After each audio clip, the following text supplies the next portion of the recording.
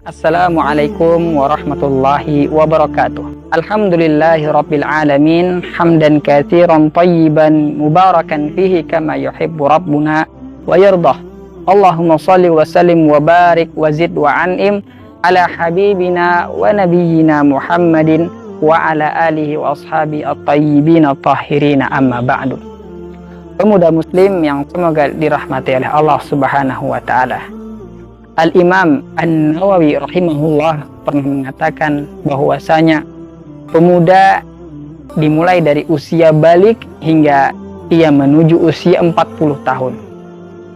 Ketika seseorang tersebut sudah berusia 40 tahun, maka artinya dia tidak dikatakan lagi sebagai seorang pemuda dan dia tidak dikatakan lagi sebagai orang yang muda.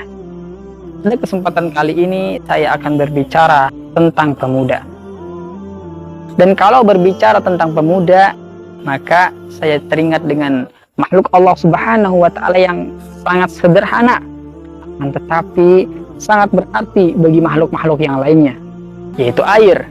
Allah berfirman tentang air dalam Al-Qur'an, "Wa ja'alna minal ma'i kulla syai'in hayyin," dan kami jadikan dengan air segala sesuatu itu menjadi hidup. Dan artinya air adalah makhluk Allah Subhanahu wa taala yang sangat sederhana, akan tetapi sangat bermanfaat bagi makhluk yang lainnya.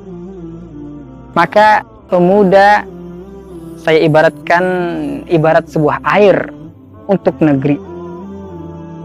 Ketika air di sebuah negeri tersebut airnya bersih, airnya tidak rusak, bisa dipastikan negeri tersebut adalah negeri yang baik, negeri yang sehat, dan negeri yang berkembang ataupun negeri yang maju. Begitu pula dengan pemuda.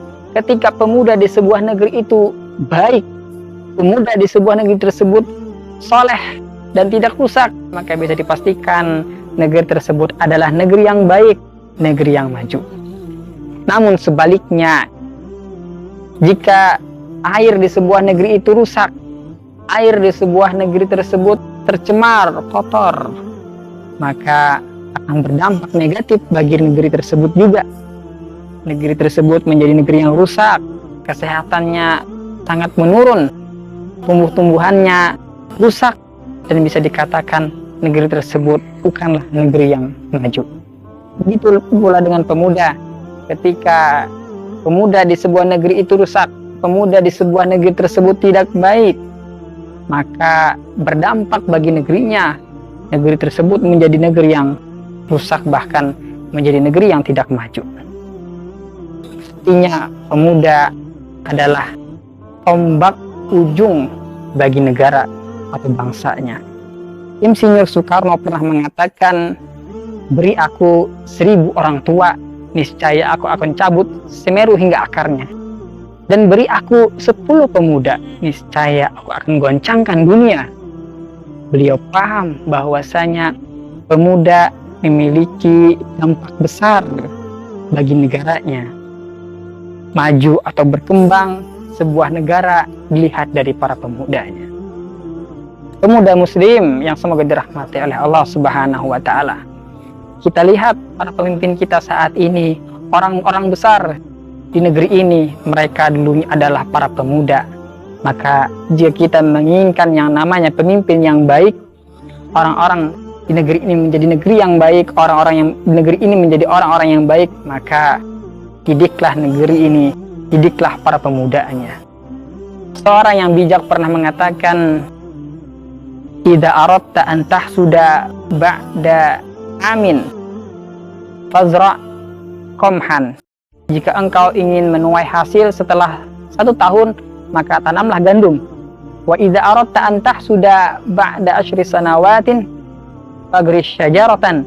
Dan jika engkau ingin menuai hasil setelah 10 tahun, maka tanamlah satu pohon. Wa idza aradta an tahsuda ba'da qarnin fa'allim syu'aban. Dan jika engkau ingin menuai hasil setelah 1 abad lamanya, maka tanamlah pemudanya. Artinya ketika kita menanam gandum, kita akan menuai hasil 1 kali. Ketika kita menanam pohon, kita akan menuai hasil setiap 1 tahun sekali. Akan tetapi ketika kita mengajarkan pemudanya, mengkaderisasi pemudanya, kita akan menuai hasil setiap hari. Maka jika kita menginginkan yang namanya pemimpin yang baik, ajarkan para pemudanya agama Islam. Ajarkan kepada mereka apa itu iman, apa itu ihsan, dan apa itu muraqabatullah. Pemuda muslim yang semoga dirahmati oleh Allah Subhanahu wa taala. Rasulullah SAW pernah bersabda tentang pemuda. Beliau mengatakan 7 golongan yang pada hari kiamat kelak yang akan mendapatkan naungan dari Allah Subhanahu wa taala, yang mana pada hari tersebut tidak ada naungan kecuali naungan dari Allah Subhanahu wa taala. Beliau sebutkan yang pertama yaitu adalah syabun, pemuda, syafi ibadatillahi azza wajal, pemuda yang tumbuh berkembang di atas ibadah, di atas ketaatan kepada Allah Subhanahu wa taala. Maka jadilah pemuda rabbani, pemuda yang tidak mau jauh dari Allah Subhanahu wa taala. Dan di antara karakter pemuda yaitu adalah memiliki cita-cita yang tinggi, menjadi pemuda yang visioner seperti pemimpin penaklukan Konstantinopel yaitu adalah Muhammad Al-Fatih. Bagaimana Rasulullah SAW pernah mengatakan, "Fala ni'mal amiru amiruha." Baik-baik pemimpin yaitu adalah pada saat itu yaitu adalah pemimpin penaklukan Konstantinopel.